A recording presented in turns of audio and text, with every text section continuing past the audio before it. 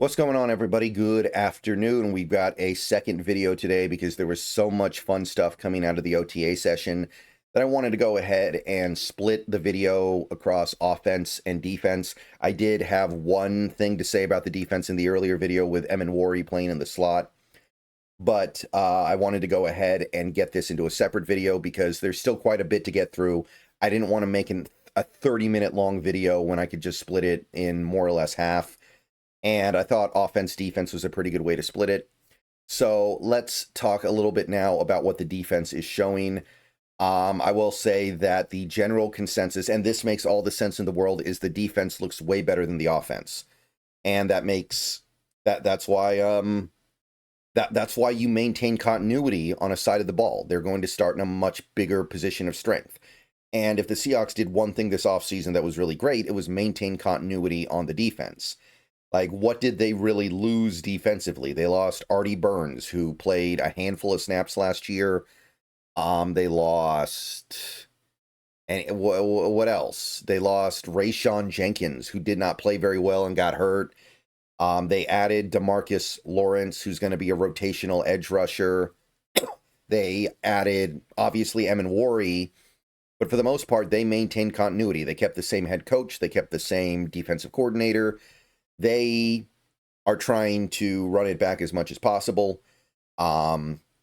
First note I want to talk about with the defense here, you have this little quote from Jarran Reed.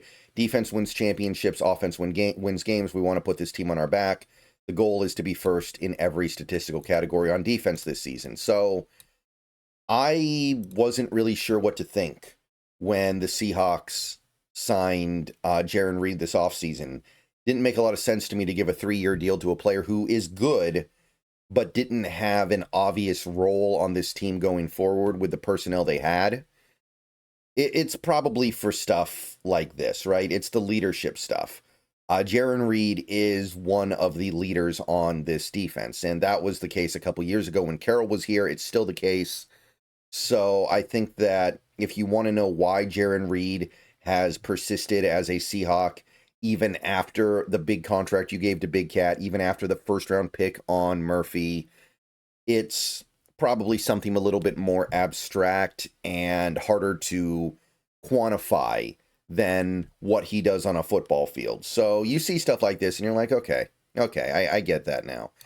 And that's something that Brady Henderson talks about in this tweet, the continuity. And Jarran Reed's a part of that. You lose Jarran Reed, you lose some of your continuity, even if you could maybe make an argument that you could get more talent on the field without him.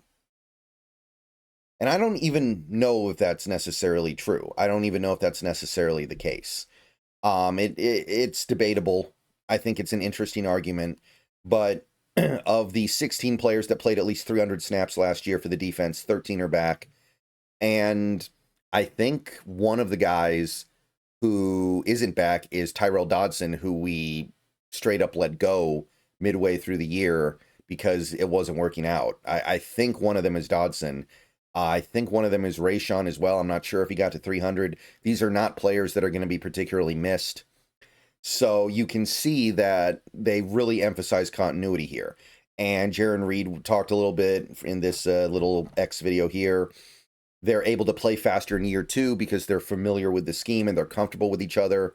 So I do think this defense is going to be something really good this year. I think this defense should be probably a top 6 or 7 unit in a vacuum. Maybe they end up being statistically worse than that because of injuries or flukes or the offense setting them up to fail.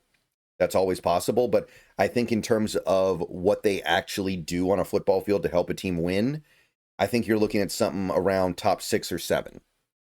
So that part of it is pretty cool. Now, I already mentioned this with Emmanwori in the earlier video, but I do want to continue to talk about this because this is very interesting. Emmanwori consistently working with the starting defense at nickel. So this is the plan. Emmanwori, as a rookie, is going to do a lot of his damage as a nickel corner, which, with his skill set, makes some sense. I think that that is a reasonable thought. I think that is a good idea. It allows Witherspoon to play outside pretty much full time, and you have a backup plan in the event that it doesn't work out, because you know Witherspoon's a very good slot corner. So Emmanwori gets to contribute as a rookie. Witherspoon gets to stay on the field. Joby gets pushed into more of a reserve role, I guess. I think Joby's good. I like Joby, but he gets pushed into a role where he's not going to have to play, over 500 snaps this year in all likelihood. And things will just make a little bit more sense. And you have insurance in case Woolen is out to lunch again this year, like he was at points last year. So I'm kind of excited about that. Condota does note that some defensive guys were absent. These are voluntary. These OTAs are voluntary. Some guys appeared to be limited. I did find a little bit of information about who those players might have been. We'll get to that at the end of this video. But again, I want to stress this Emmanwori thing because this strikes me as the best way to go about this. We had Witherspoon talking up Emmanwori a little bit. He's calling him smart. He's going to catch on to the defense very easy. And then once he does, and once he gets comfortable doing it, there's no limit for him. So very exciting stuff happening there. Very optimistic on that. That Witherspoon-Emmanwori combo could be real deadly going forward for this team. And I'm hoping it sticks together for a while here.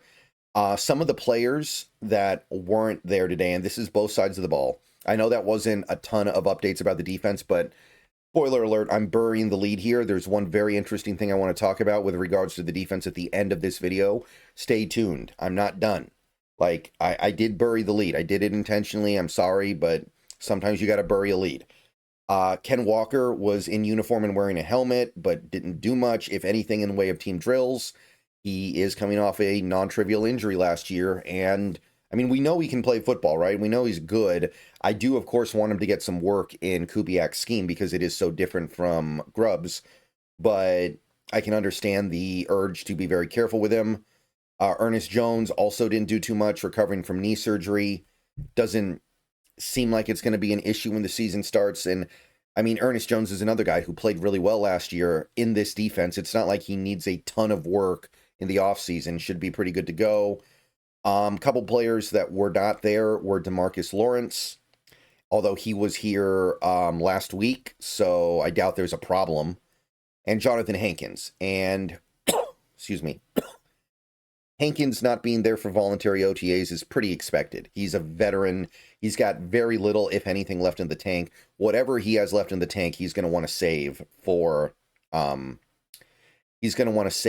season. So that's not surprising. And what I just said also applies to D-Law, right? He doesn't want to spend what he has left in the tank on OTAs. These are veteran players. They know how to play football. Now, I will say that Demarcus Lawrence is new to McDonald's scheme, so he will probably need to do some stuff, but Hankins isn't. Hankins was here last year, and at the end of the day, his main job is to just be fat. So I'm not terribly worried about that. And I mentioned this a little bit earlier. Elijah Arroyo was doing some work on the field yesterday at the VMAC, and so was Emmanwori, as we talked about before, even though they don't have their contracts yet. So notable. Sometimes players don't want to put themselves in harm's way before they get their contracts down. It's interesting that they don't have their contracts yet, right? You would think that that would just be kind of a slam dunk, get her done. Unless maybe it's that fully guaranteed thing. Again, I don't know why this team would not want to give a fully guaranteed deal to a guy like Emmanwori, who's pretty much guaranteed to be here for the full rookie deal. And even somebody like Arroyo, like this team. Now, I know we are under new management, but this is a team that never cut D. Eskridge. This is a team that never cut LJ Collier. And those guys were as unimpactful as you can get as rookie contract players. So how bad would Emmanwori and Arroyo have to be to actually get released before their rookie deals are up? It's super unlikely. So I would definitely do it with Emmanwori. I don't know about Arroyo. I think that Arroyo, at a certain, that's kind of the line where you go, okay, buddy, you need to wait your turn. You were not a top 40 pick. You were a top 50 pick.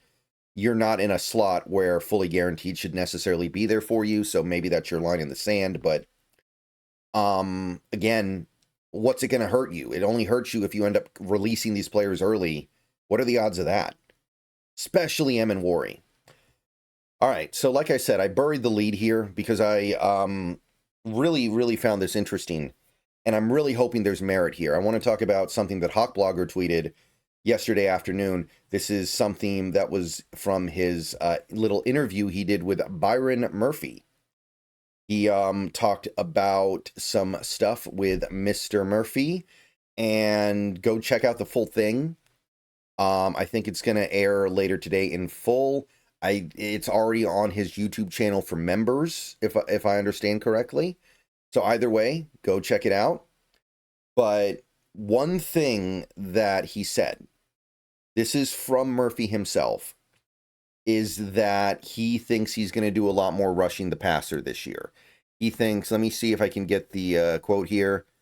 Rarely play a little nose, mostly 3-tech this year, so expect to see a lot of rushes from me. So that's from Byron Murphy himself. Now, that doesn't necessarily mean it's going to be true, but man, would that be amazing. Would that not be amazing? And I understand it's not perfect because Leonard Williams is still in front of him, but you know what? That's a pretty good problem to have. You've got one of the best interior defensive linemen in football starting, and then behind him, you've got this 22-year-old who's ready to just take this league by storm and make massive improvements from where he was as a rookie. So if that's your 3-tech rotation, Murphy, Big Cat, and I don't think you need too much else after that unless somebody gets hurt, that is a really good position to be in. So this implies that somebody else is going to be doing the nose tackle work, which, if they can find a way to make that work, that's amazing. But there's really only one way to make that work, because Jonathan Hankins doesn't have it in him to be a full-time nose tackle for this team. Even if we have one of the best defenses in the league and we only need a nose tackle on like 25 snaps a game, which is, I don't think, very realistic. I don't think Hankins is cut out for that. I don't see Hankins as somebody who's going to be a good nose tackle for 25 snaps a game. Maybe he can be a bad one, but if he's a bad nose tackle, it's going to be a lot harder for you to get to those snaps where you don't have to worry about the nose tackle. So the only way it can really work, well, I guess one way would be you acquire a new nose tackle from another team or free agency, but the only other way this works is Jarran Reed. Because if you've got Big Cat playing 3-tech a lot and you've got Murphy playing 3-tech a lot, and there's very little nose going on between those two guys, that means there's nothing really left at 3-tech for Jarran Reed, and there's a lot left at nose tackle for Jarran Reed. According to Pro Football Focus, Jarran Reed was only aligned at nose like 18 snaps last year, so basically 1 snap a game. If he can extend that out to like even 15 snaps a game, 15 snaps a game at nose, and honestly, he could probably do a little bit more, and then Hankins picks up the rest, and then you've got the Murphy Big Cat rotation at 3-tech. I think we're good, because again, on some of these snaps, on passing downs, you're not going to have a nose tackle out there. So that might open up a little bit of an opportunity for Reed to do a little more pass rushing. That might open up an opportunity for him to get on the field in that capacity. But if you can get, like, let's call it 20 snaps a game at nose tackle from Jarran Reed, and then maybe 10 from Hankins, I think you're good. But Reed still needs to be able to do it at a high level, obviously. He is older. It's been a little while since he's had to do anything real at nose tackle. But this, to me, was the most exciting thing from OTAs yesterday. So shout out to Hawk Blogger for getting this. And again, go check out the full interview. That's just the one part I really wanted to highlight from this. So if this holds, if this is how things end up playing out, I feel a lot better about this defense. I think we're good at that point. I think we've got everything we need. At that point, we just need depth. We need maybe a little bit better depth at linebacker, a little bit better depth at outside corner. But I think this defense is going to be as rock solid as it can be without having like a superstar edge rusher. And I don't think we necessarily need a superstar edge rusher. You got Big Cat. So, yeah, that's one thing I really wanted to highlight. Again, we waited for the end of the video, but sometimes you save the best for last. All right, that's it for OTAs yesterday. Let me know what you guys think. See you guys later. Go Hawks.